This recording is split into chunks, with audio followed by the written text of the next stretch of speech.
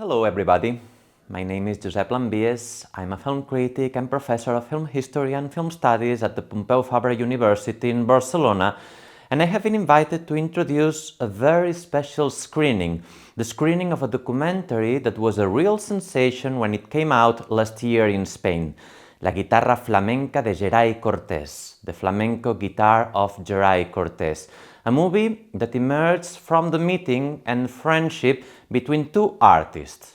The first one, Antón Álvarez, whom his friends called Pucho, although you may better know him by his stage name, Tangana, an urban rap musician who is now also a filmmaker, or as he put it when he got the Goya Award to Best Documentary last year, an intruder into the world of cinema. También sé que soy un poco un intruso aquí. Prometo a que cualquier actor que se meta a la música les vamos a coger como me habéis acogido vosotros.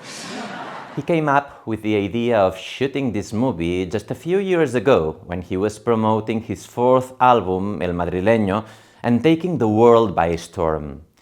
And on a magical summer night, when it seemed that a shower of shooting stars was passing through the skies of Madrid, which in fact was the network of Starlink satellites that Elon Musk had just launched into space, on that magical night he attended a party and he met Yerai Cortés, when Yerai was nothing but a young guy with a guitar in his hands.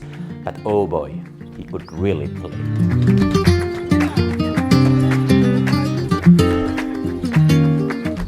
And they started talking, and the hours went by, and by the end of the night, Yerai told him about what would eventually become his first album, a flamenco album mainly about his own family.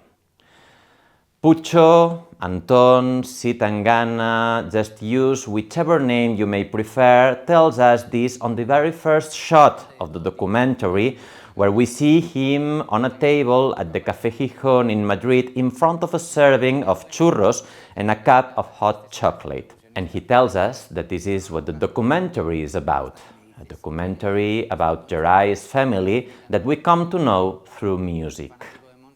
There are several songs that are performed and danced throughout the movie, and each one of these songs is dedicated to one of the members of Yerai's family, as we can gather from the closing credits, where a list of songs appears, each one accompanied by a dedication.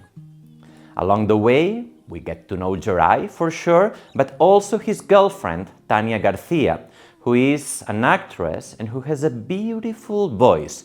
By the end of the movie, she sings this amazing song, Los Almendros. Casi siempre te miento,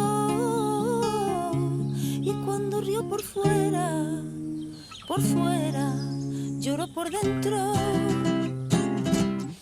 We also get to know his father, who is quite a character, who back in time was known as Michael Knight. Entonces por eso me llamo Michael Knight de lo que no hay.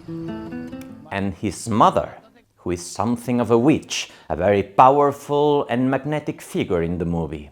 And there is something else. The movie was advertised as the story of a family secret, a secret that slowly, step by step, begins to unravel as a ball of yarn. You will sense that something's not quite right here at the very beginning of the documentary, where we see Yerai calling to a cemetery on the phone and asking for a gravestone, a burial plot with a name on it that he cannot really recall. Of course, I don't want to give anything away for you guys, so I will just shut up here.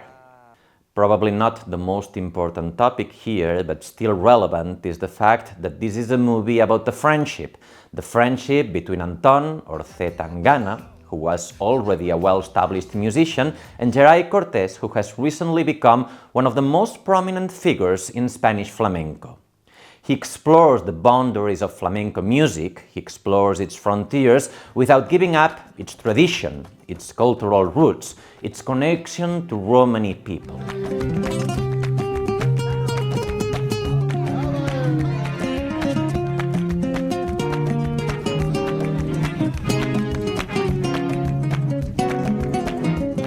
This is a documentary where music serves to heal wounds, to travel deep into the world of emotions and feelings, to repair all the pain that was caused by the past. And I'm sure you will know how to appreciate it. So thanks for listening and enjoy the script.